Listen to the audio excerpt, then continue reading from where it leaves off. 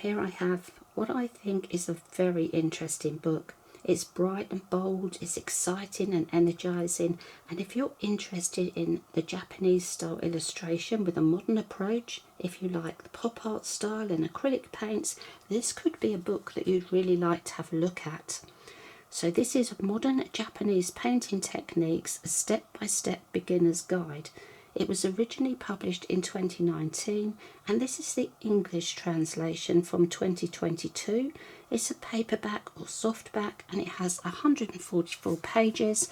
And I'll just lift it up so you can see the author's name, and it was published by Tuttle. Now, I've looked at quite a few of their books. They're always very nice quality, lovely paper. And so we'll have a look inside this one.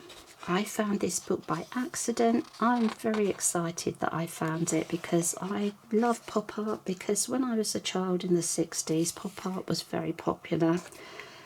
And I was just getting interested in painting. So this is something that I feel I want to have a look at again. Now, we start off with the contents, why the author wrote the book. We have Chapter 1, the modern Japanese illustration style. Chapter 2, a look at 7 Japanese illustrators. Chapter 3, creating Japanese style paintings using acrylic paints. Then we have a conversation between the author and another artist who is in fact a student of the author. So we have a lot of reading in this book, but it's very, very important and it's all very relevant. So it's a book that you really do need to start at the beginning and work your way through.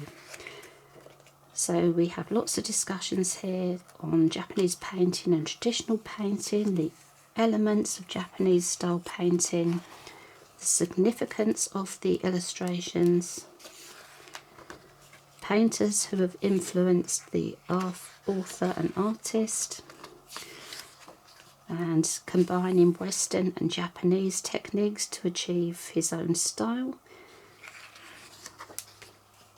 And he does say his methods are not pure Japanese painting. We've got acrylic paints, flat paintings allow more freedom with colour. The definition of illustration.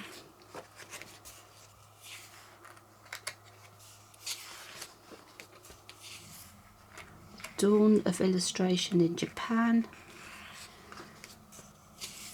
We've got the Japanese way of expressing perspective. And then we move on to look at 7 Japanese illustrators. So we have the Japanese and the English translation there for you. Very interesting styles.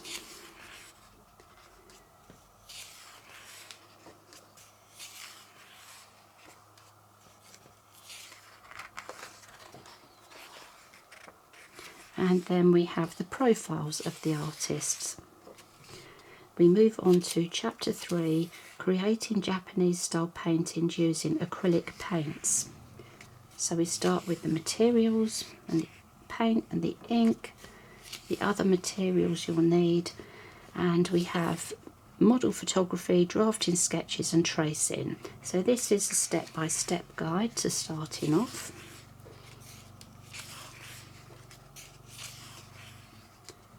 So it's very detailed.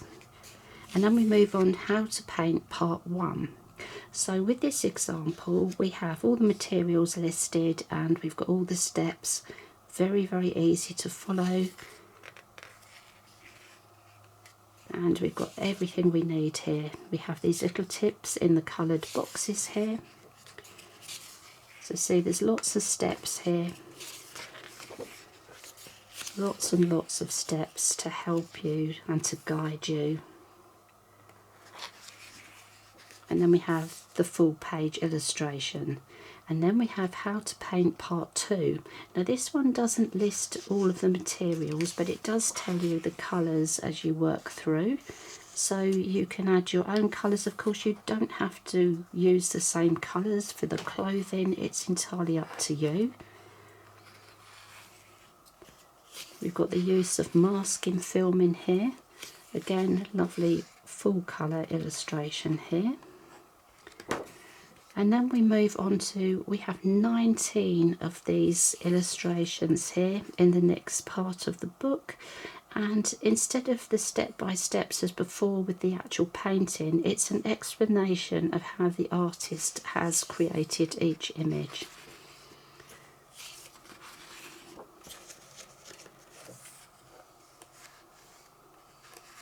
So you can see it's very bright and colourful.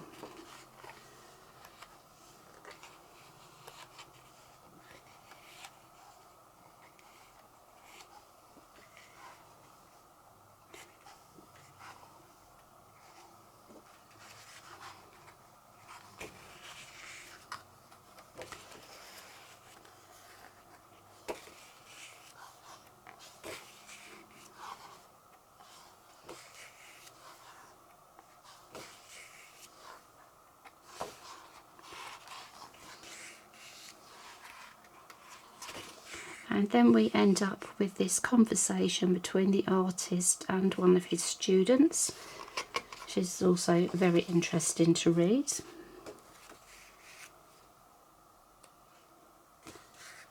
It's quite a long conversation there.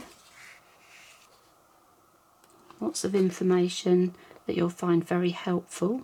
How to make a mistake not look like one. And then right at the end we'll have the afterword and about the author, and the author actually has a school of illustration in Japan. So there we get to the end of the book. It's very, very beautiful. I really do love this book.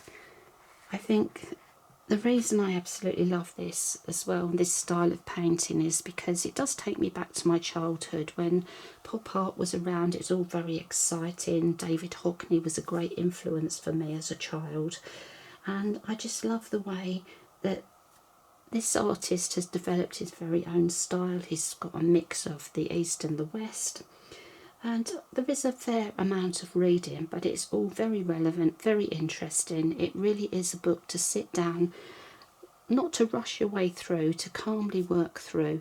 Obviously you don't have to read it all in one go, but it is very important to start at the beginning and work through. Anyway, that's Modern Japanese Painting Techniques. I absolutely love this book. I hope you will enjoy having a look at it, and maybe it's the book you've been looking for.